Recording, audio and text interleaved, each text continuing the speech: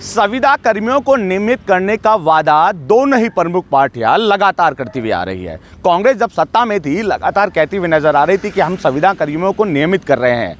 BJP जब विपक्ष में थी तो अपने संकल्प पत्र में भी कहा था कि हम सत्ता में आएंगे तो संविदा कर्मियों को नियमित करेंगे, युवाओं को रोजगार देंगे। लेकिन सत्ता में आने के बाद अभी तक संविदा कर्मियों को नियमित करने को लेकर किसी तरह का मंथन नहीं हुआ है।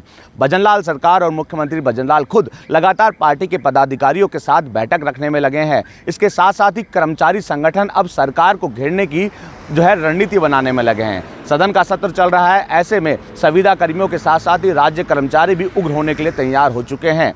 चाहे वो ग्रेड पे बढ़ाने की बात हो, मानदेय बढ़ाने की बात हो या फिर संविदा कर्मियों को नियमित करने की बात हो, इन तमाम मुद्दों को लेकर एक रणनीति बना दी गई है। विधानसभा का सत्र, यूँ कहें कि जब अब बजट सत्र आएगा तो निश्चित तौर पर सरकार को घेरने की रणनीति बनाने के लिए कर्मचारी पुरजोर तरीके से तैयार हो गए हैं। और इस बार कर्मचारियों ने कहा कि हम आर पार की लड़ाई लड़ेंगे, क्योंकि राजनीतिक पार्टियां केवल आश्वासन देती है और आश्वासन को पूरा करने का काम नहीं किया जाता। हर बार छलावा कर्मचारियों के साथ किया जाता है। संविदा कर्मियों को नियमित करने का वादा हर बार चुनाव से पहले किया जाता है, लेकिन नियमित नहीं किया जाता है। ठेका कर्मियों को रखा जाता है। ठेका प्रथा को बंद करने की बात भी कर्मचारियों की ओर से की जा रही है कि कर्मचारियों की ओर से कहा जा रहा है कि ठेका प्रथा को बंद किया जाए और कर्मचारियों को नियमित किया जाए। हर बार प्रशासनिक स्तर पर भी ज्ञापन दिया जाता है, मंत्री के स्तर पर भी ज्ञापन दिया जाता है, लेकिन हर बार केवल आश्वासन मिलता है। इस बार कर्मचारियों का कहना है हम आश्वासन से डगमगाने वाले नहीं हैं, आर पार की लड़ाई लड़ेंगे और सरकार को घेरने का काम करेंगे। जब तक मांगे पूरी नहीं होगी तब तक आंदोलन जारी रहेगा।